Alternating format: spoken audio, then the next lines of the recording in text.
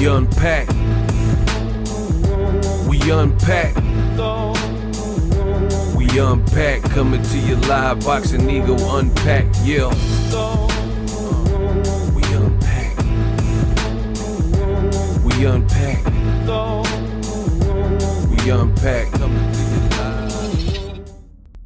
Hello, mate. Tszyu finally breaks his silence on his second loss, his third loss in recent memory, but second loss to Sebastian Fundora by brutal knockout. Some even say that he quit. So in this video, we're going to talk about what he had to say. All good things must come to an end. And for Tszyu, that's exactly what happened. The aura of invincibility is definitely gone. Tszyu is now finally speaking out on losing really back-to-back fights. He lost to Murtazaev, and then he had one win with Joey Spencer and beat him, and then he's back fighting Fundora, and he just lost again by vicious knockout, right? Some people are questioning what went wrong, and I want you guys to know what Tszyu is saying now, and we will get to that. Make sure you stay to the end of the video. I will break down my thoughts on kind of where Tszyu goes from here, and if Tszyu has a shot at redemption. Today, I definitely will break down everything. But first, let's just go over what Tszyu had to say as he breaks his silence. Roll the clip. I was just thinking about when I first started the sport. What I said was I wanted to get to the very, very top.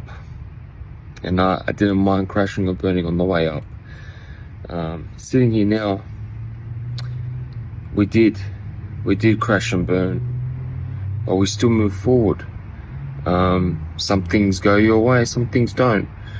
What happened last weekend, it didn't go my way, but we still move forward. Sometimes it's who you become in the pursuit of greatness rather than the result itself. And sitting here now, I'm proud to say that I've become a different person on my pursuit of greatness. And to anyone watching, no matter what you do, always find the goal of becoming someone different, of becoming motivated. And it's never going to be easy. It's never going to be easy, but it will all pay off. Appreciate everyone's support. Sorry I couldn't get the victory. He was just a better man, and I'll have to accept that, even though it's hard. But I gave him my all, and yeah, we move on. The goal doesn't change, and yeah, hope you're all well. Now, you heard from Tszyu at this point. That's what he had to say. I'm not mad. I mean, it's a good message overall, but let's rewind to the fight. It was a co-main anticipated on the Manny Pacquiao. I believe, Manny Pacquiao versus Mario Barrios fight. And it was supposed to be kind of a Tszyu redemption arc, because keep in mind, the first fight was heavily rooted in basically controversy, because Tszyu was doing really good and he got an unfortunate cut that kind of changed the tenor of the fight with Fundora. And then Fundora being a very tall fighter, about 6'5", 6'6", lanky, long arms, it just became a bad fight. That cut opened up in a nasty spot. Tszyu has a shaved head and he just started bleeding profusely. And I think his visibility, his focus, all that was impacted in the first Fundora fight. So going into this fight, he was off the Joey Spencer win. So he had one win streak. He did lose to Murtazaev and got tore up in that fight. And then he had the Fundora loss. So realistically, he's been losing more than he's been winning recently, right? So this was a anticipated but dangerous fight. But for me and for Tszyu, I don't think it was just the loss. It's the first time that he had a rematch that I am aware of, and he got knocked out for it. And that's always a bad spot to be in, because just think, if you have a first fight and then there's some type of controversy, right? And your whole buildup to the rematch is surrounding that one pocket, that one piece of information, that one detail, or that one controversy. You can kind of use it all the way up until the fight. But then when you get a second crack at it and the outcome is the same or worse than the first fight, now all that's out the window. You don't have a leg on. You don't have the leg to stand on. So for me, I could think of several examples. I'm really the best in the business, and it's not even close. This is not hard. This is, y'all let me get the easy work. Let me get paid the big bucks off the easy work. This job is easy. I don't even have to think hard to do what I do. I just love it, and the fans are great. So we continue to march forward. But I could think of these examples off the top of the dome very easily. Examples that come to mind: Carl Froch versus George Groves. Good first fight. George Groves hurt Carl Froch. But then later in the fight, Carl Froch hurt George Groves. And that was like the first time Groves had been in real danger. And the referee hurried up and stopped it. So that was very controversial at the time, because many people, including myself, believed that that was a poor stoppage or a premature stoppage right when the fight was getting very interesting. So we don't want to see a referee break up the action. We want to see it end in more of a traditional way, right? So I said that to say this. They did the rematch in front of 80,000 people at Wembley, and Carl Froch did even better, had an easier time with George Groves and flatlined him and knocked him out one-hitter quitter style. So the whole buildup of like, was it a premature stoppage and this and that, that is a muted conversation. It's a moot point. You had another chance. George Groves had a whole training camp. He had the bad blood. The two didn't like each other. They did the face off. You had your opportunity in a rematch and you got done up worse. That's one example. I told you, I'm nice. It's easy. Another more recent example, what we just seen the same day as the Tszyu rematch, another rematch with Alexander Usyk.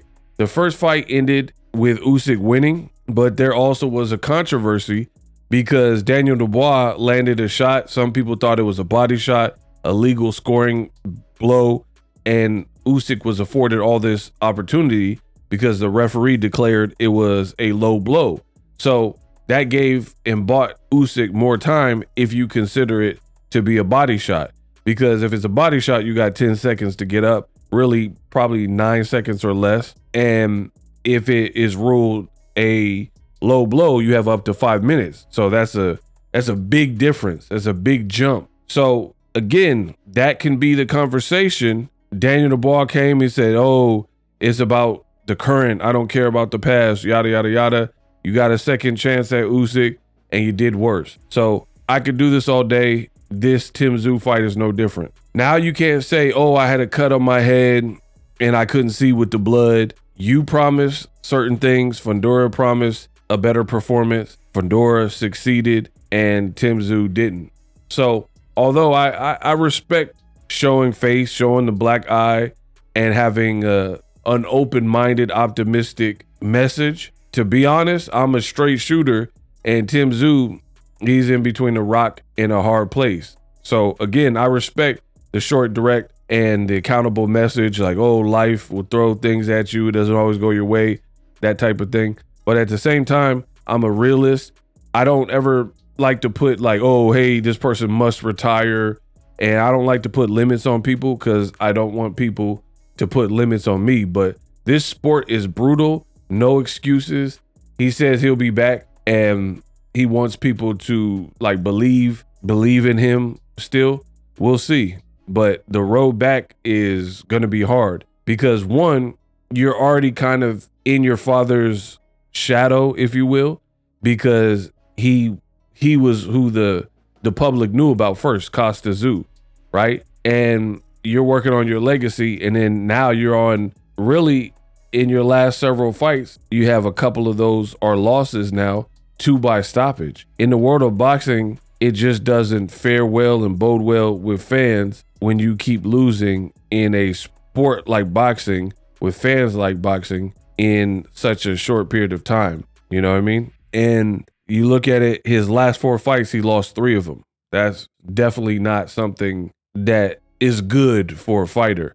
Now, for me, I also got to say this is Tszyu kind of went about it very wrong. Like, I don't know. I think maybe knocking out Harrison, Ocampo, and then, you know, bloodying up and beating Brian Mendoza, maybe it gave him a false sense of confidence, and having them UK fights or Australian fights and beating Jeff Horns and stuff. Maybe it gave Tszyu a bigger head, pause, and he thought that it was sweet. But as he upped the competition, it hasn't really transitioned well, right? You fought 2 fights with Fundora and you were forced to quit and retire, and you were taking punishing shots and you got dropped in the first round, right? You fought Terrell Goucher, also got dropped in the first round. And then you fought Murtazaev. I think he got dropped in the first round. I know he was hurt throughout that fight and it was only a 3-rounder, and he got punished. He lost every round. So that is just, he's on a very bad trend. And it's like, these fighters, their teams, they got to start being a bit more like hands-on. And I understand having heart and like, oh, I want to prove myself and money and opportunity, but you really got to be cool, because boxing, as quick as you could rise, you could fall, you know? And to be pretty much 1 fight removed from a very bad Murtazaev fight, like that was literally just last year, right? The Murtazaev fight was at the end of last year. So it hasn't even been a full year. It'll be a full year in October. So to go from a punishing fight with Murtazaev, where you were getting your bell rung, to a fight with Joey Spencer that lasted 4 rounds, and then you're back fighting this 6'5" awkward Sebastian Fundora, right? Who's a southpaw. So he's like a 6'6" southpaw with an 80-inch reach. That's super risky. You know what I mean? And again, I wanted to see it, but I didn't like the strategy from Tszyu. So what now? Where does Tszyu go from here? It was a very bad strategy. You were fighting Murtazaev and also Fundora in the rematch. You were fighting them. You weren't like boxing them. You were just like, I guess, trying to blaze them and fight fire with fire. But you can't just, you know, go into, it's like the Wild Wild West. You go into the saloon shooting, right? If you don't clip your person immediately, they're shooters too. And they're drunk. You know what I mean? They're cowboys in there and villains and outlaws. So what do you think is going to happen? They're going to start shooting back. So I don't like how Tszyu approached the Murtazaev fight or the Fundora rematch. I think he got ahead of himself. And at one point he had that aura, you know, he was looking like, oh, this is the son of a legend and he's really going to do something big. But all that has been kind of stripped away and removed with these type of performances. And that's probably where experience comes in, you know, the guys like Floyd Mayweather and stuff, because you can't just go in there trying to dump on people, especially a 6'6" southpaw and a heavy-handed Murtazaev who's a champion, right? So to have your first rematch and then it play out where people saying you quit, even though you showed heart in post-fight, you're doing this video showing humility, it's definitely going to be a long road back. But let me know what you guys think. Tszyu, is he done at the elite level, or do you think he still can rise and become a world champion? So drop your top comments in the comment section. And if you got any value out of my video, smash the like button, subscribe for, you know, daily boxing breakdowns. You know, I got to get back on my interviews, fight previews. You guys let me know what you want from the channel. But Tszyu, I like him. You know, I've always liked what he's brought to the table, but I'm also not a liar, and I'm not going to sugarcoat it and make you believe that at the end of the day, this is easy to bounce back from, because realistically, it's not. You took a lot of damage. Like, that's really the biggest thing, is the damage. It's not even just like losing, because all losses are not made equal. You took damage. The whatever 5-7 rounds that you did, the 7 rounds you did in the fight with Fundora in the rematch, and in the 3 rounds you did with Murtazaev, and in the 12 rounds you did with Fundora in the first fight, you know, what is that? That is 12 rounds with Fundora in the first fight, 3 rounds with Murtazaev, that's 15, and then the Fundora rematch went about 7. So that's 22. So 22 rounds of war/punishment that has been endured by Tszyu, and we're talking about not over the span of 10 years. You took these challenging fights 2 in 1 year. You fought Fundora the first fight in March and then came back 7 months later and fought against Murtazaev. So that was dumb. I don't understand why guys are doing this. If you're no longer a champion and you lose your belt, you have no obligation. You don't have a mandatory. You don't have to fight a ranked person per se. Why not go back to the drawing board, switch trainers if you need, work the little issues out, add some wrinkles to your game. You don't just keep taking tough fights when you're no longer a champion. And it's sad because, like I said, I like Tszyu, and he was on the 1 yard line of getting a Jermell Charlo fight. But now I don't even know at this point how sellable it is with these recent losses. And it reminds me of Hurd. Jared Hurd was on the 1 yard line of getting a fight with Jermell Charlo, and then he ended up losing and keep losing too. He first lost to J-Rock, and then it started to unravel from that point. So again, let me know what you guys think. We unpack. Live streaming can be tough, which is why I use StreamYard. Click the link in the description for StreamYard, which is an awesome tool that enables you to set up your stream with ease of use. Get great results with live streaming. It's what I use. Stream to social media with ease with StreamYard. Live streaming is here to stay. Engage with your audience using StreamYard. Great way to reach out to your audience and connect. So you need a tool that can do that.